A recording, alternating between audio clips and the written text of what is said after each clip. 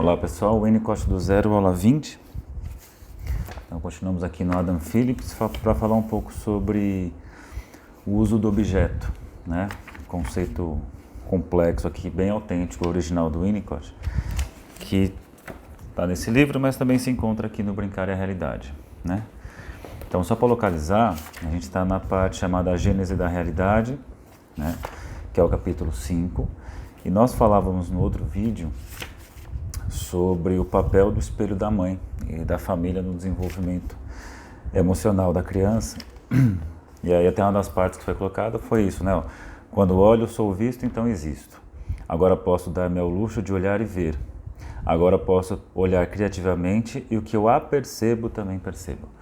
Então o Winnicott está falando dessa situação inicial do papel do espelho da mãe, até fez uma diferenciação com o espelho do Lacan, que enquanto o espelho do Lacan tem algo mais de um engano, para o Winnicott, o que precede o espelho lacaniano, ou o espelho seria o rosto da mãe, e a mãe consegue devolver para o bebê, né, o próprio humor do bebê. Então o bebê que tem aquela motilidade de vida, né, uma busca pela saúde, uma busca pela vida, aquela coisa expansiva, causa esse efeito na mãe, e a mãe então devolve justamente esse efeito de alegria para o bebê.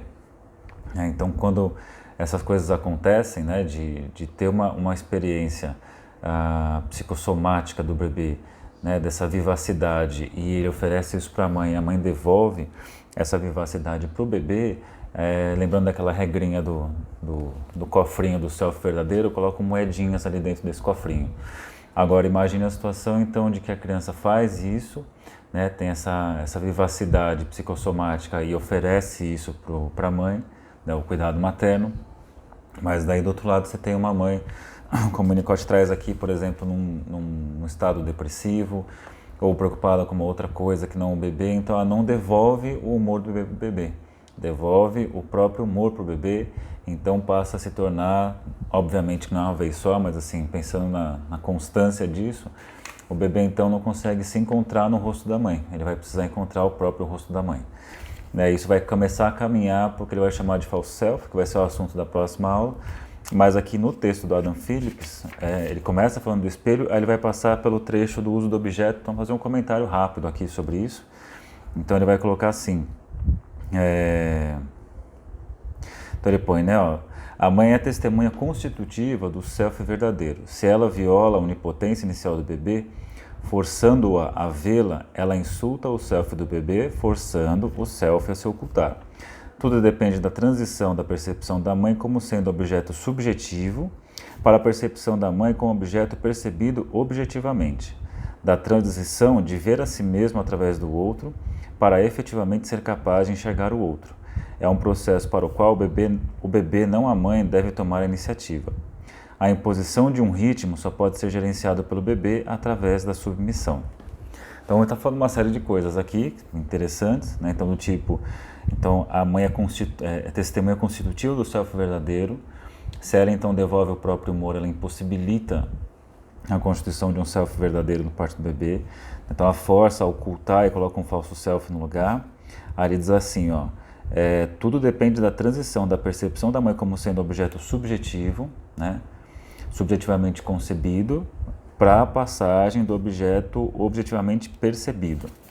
E aí então você vem aqui para o Brincar e a Realidade, que eu mandei para vocês o PDF.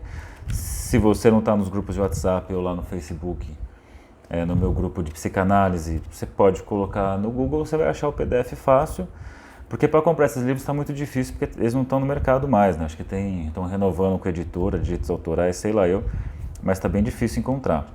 Então, no Brincar e a Realidade, você vai ter no capítulo 6, você vai ter o texto chamado O Uso do Objeto, o uso de um objeto. E aí, só para localizar o que ele está chamando disso, então acho que vale a pena você pegar o texto, porque é um texto com muita coisa para se pensar. O Winnicott trazendo assim, uma coisa que não foi estudada até então, como ele coloca, e ele vai colocar aqui, por exemplo, ele vai dizer assim, uma diferenciação entre relação de objeto e uso de um objeto.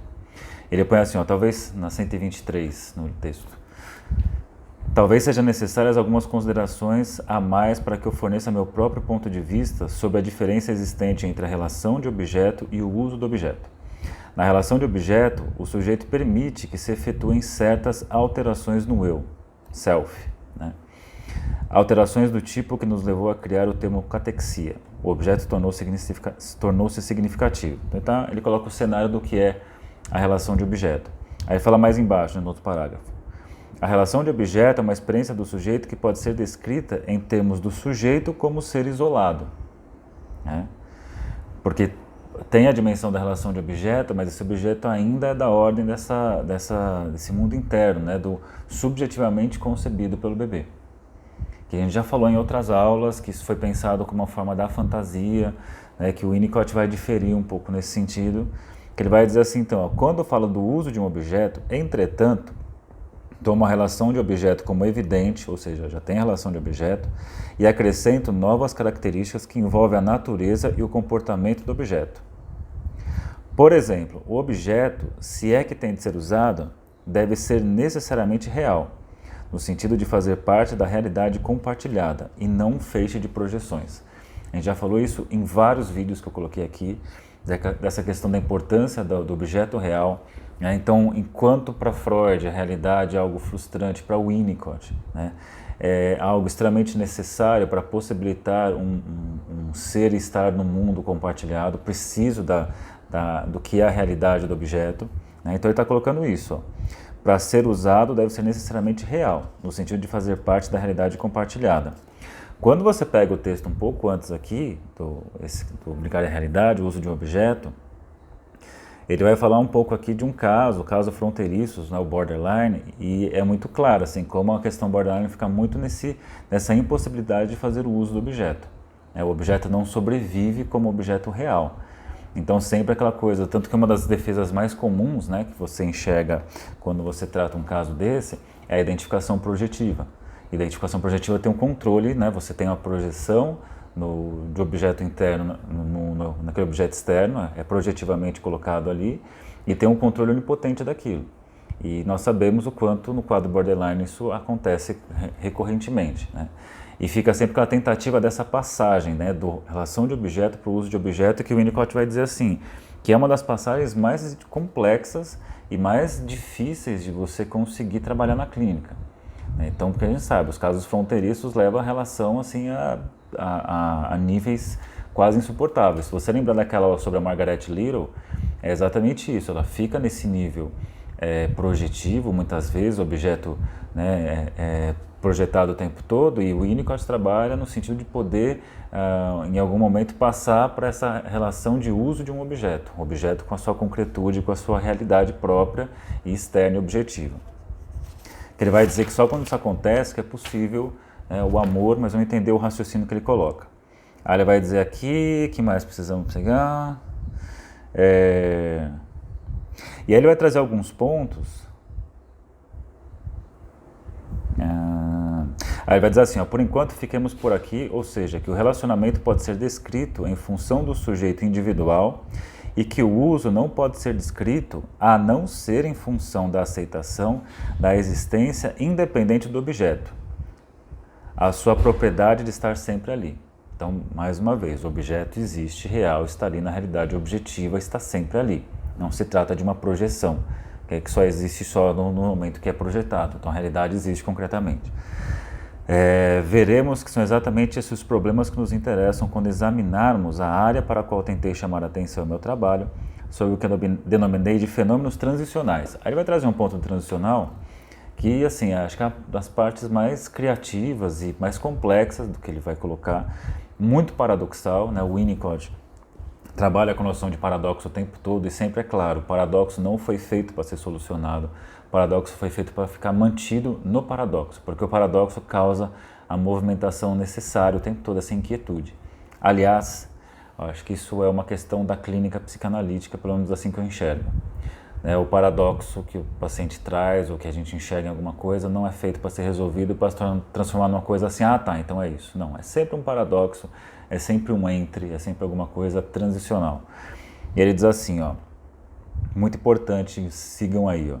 Seria pertinente lembrar aqui que a característica essencial dos conceitos de objetos e fenômenos transicionais, conforme a minha apresentação do assunto, é o paradoxo e a aceitação do paradoxo. certo? O bebê cria o objeto, mas o objeto ali estava à espera de ser criado e de se tornar um objeto catexizado. Tentei chamar a atenção para esse aspecto dos fenômenos transicionais, reivindicando que, pelas regras do jogo, todos sabemos que nunca desafiaremos o bebê a dar a resposta à pergunta: você o criou ou o encontrou? Então aqui uma máxima de um pensamento, assim, nas partes, os grandes pontos de Winnicott, então ele está dizendo o seguinte: o bebê, né, tem toda a passagem da relação de objeto para o uso de um objeto, objeto que é subjetivo para o objeto percebido, e é interessante assim que esse objeto que a criança vai encontrar no mundo, num primeiro momento, ele é de uma ordem de uma criação da criança, né, do bebê. E que depois vai, aos poucos, criando a própria realidade, né, para que possa criar a realidade, poder fazer uso disso e matar esse aspecto projetivo.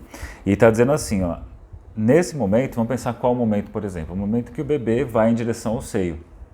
E então, ele vai em direção ao seio, mas aí o Winnicott coloca assim, ele vai em direção a algo que não sabe o que é, ele vai por conta de uma movimentação, de uma necessidade. E aí então, do outro lado, você tem a mãe que por empatia sabe que o bebê busca o seio. E ela coloca ali no exato momento, o objeto concreto, o objeto real, o seio. E o bebê então encontra esse seio. Só que assim, do ponto de vista da mãe, talvez foi ela que colocou no momento que o bebê buscou. Do ponto de vista do bebê, não importa se foi ele que criou o objeto ou se o objeto já estava lá. Então ele coloca assim um acordo tácito, que ele coloca assim, de nunca perguntar, você criou ou encontrou o objeto? Então essa questão transicional é aquilo, né? Você pega uma criança brincando, ela está fantasiada de alguma coisa, está fantasiada de Batman. Pensando num nível transicional, eu não vou perguntar para ela se ela, não vou dizer para ela que ela é o Batman de fato, ou vou dizer que ela não é o Batman. O que importa é que naquele momento, tanto faz ser ou não ser. Acho que esse é o principal raciocínio que o Winnicott traz. Assim. Então, independente dessa pergunta, o que importa é não se perguntar sobre isso. Então, até a próprio estilo de atendimento na clínica, né, o paciente traz alguma coisa, se ele está então, se aquilo de verdade, de fato foi aquilo, é verdade, se aquilo aconteceu ou se não aconteceu, se é uma coisa que ele está fantasiando, se é uma coisa que ele está se arriscando a falar, mas não tem veracidade ou é uma veracidade de fato, né? Independente disso não importa, o que importa é que aquilo pode ser dito, né? O que importa é que o analista não é aquele que vai querer confrontar se aquilo que é falado é ou não é. Foi você que falou, você que inventou isso, você encontrou isso. É a possibilidade de fazer o movimento de colocação para o outro e o outro sustentar essa colocação. Então aqui, ó, então para usar um objeto, o sujeito precisa ter desenvolvido a capacidade de usar objetos. Depois ele vai dizer aqui, de acordo com o movimento sequencial, pode-se dizer que há a relação de objeto. Então primeiro vem a relação de objeto, depois ao final o uso de objeto. No intervalo entre a relação de objeto e o uso de um objeto, ele põe: temos a coisa mais difícil, talvez, do desenvolvimento humano ou um dos mais cansativos de todos os primitivos fracassos que nos chegam para posterior reparo. É o trabalho que vai dar para o analista. Entre o relacionamento e o uso, existe a colocação pelo sujeito do objeto fora da área de seu controle onipotente. Isto é, a percepção. Então, lembrando daquele outro texto sobre o espelho, primeiro tem a apercepção, para depois a percepção, depois o somatório das duas coisas. A percepção de perceber-se, depois perceber o objeto e depois uma continuidade a perceber. Então, a percepção pelo sujeito do objeto como fenômeno externo, não como entidade projetiva. Na verdade, o reconhecimento do objeto como entidade por seu próprio direito. Né? E aí vai caminhando aqui. Ele vai trazer alguns paradoxos, falar deles rapidamente, que ele vai dizer assim, virando a página. No final da página 125 ele diz assim, ó, em outros termos, descobriria que depois de o sujeito relacionar-se com objetos, temos o sujeito destrói o objeto, quando se torna externo. Então podemos ter o objeto sobrevive à destruição pelo sujeito. Aí olha que bacana isso, ó. Porque pode haver ou não sobrevivência. Surge assim um novo aspecto na teoria da relação de objeto. O sujeito diz ao objeto, eu te destruí, e o objeto ali está recebendo a comunicação. Daí por diante o sujeito diz, eu te destruí, eu te amo. Então, eu te destruí aqui, né, em termos de uma construção subjetiva. Eu te destruo aqui porque você existe na realidade, então eu posso te amar, você é real. E lembrando, casos fronteiriços que estão nesse intervalo aí, que o Winnicott fala que é muito difícil de tratar, eles estão justamente em busca de uma concretude, de uma realidade que possa habitar. Então, existe, então, se a gente for pensar em termos de falha ambiental, dependência relativa, você tem assim, já tem uma integração, já tem uma movimentação, mas esse mundo em que eu posso ser e estar, né, que me sustenta, esse mundo real, quando eu vou para ele, esse mundo não suportou. Então não foi possível sobreviver à destruição. Então não foi possível sobreviver à destruição, o objeto não consistiu como real, então eu não pude destruir ele aqui. Ele se mantém impregnado, né, com uma concepção subjetiva. E na análise, pensando até no caso de Margaret Little, o Winnicott trabalhou muitas vezes por essa via, dessa possibilidade dela fazer essa destruição, dela poder experimentar essa materialidade do objeto real, né, poder então testar isso, poder então voltar para um estado de estava ali, eu fui o que criei, mas então depois conseguir passar para a realidade objetiva do objeto. Então, quando eu encontro a realidade objetiva do objeto, é mais ou menos assim, o ambiente sobrevive aos meus impulsos, né? Então, a minha destrutividade, né, o meu gesto, a minha motilidade, ela tem um lugar no mundo para poder habitar. Então, se enquanto para Freud talvez a realidade fosse algo frustrante, que eu tenho lá também minhas considerações, que não vejo tão exatamente assim, mas para o Winnicott a realidade é um alívio. Nossa, eu posso ser em algum lugar no mundo, eu posso me relacionar com coisas no mundo, eu posso sair desse mundo projetivo kleiniano, né? Então, vem mais uma vez uma crítica ao modelo kleiniano. Aí ele põe assim, ó: o sujeito pode agora usar o objeto que sobreviveu. É importante notar que não se trata apenas da destruição do objeto pelo sujeito, pelo fato de estar o objeto fora da área do controle onipotente do sujeito. É igualmente importante o enunciado ao inverso, ou seja, que a destruição do objeto que o coloca fora da área do controle do onipotente do sujeito. Então vem outro paradoxo dele, que ele vai dizer assim, ó. Então aqui,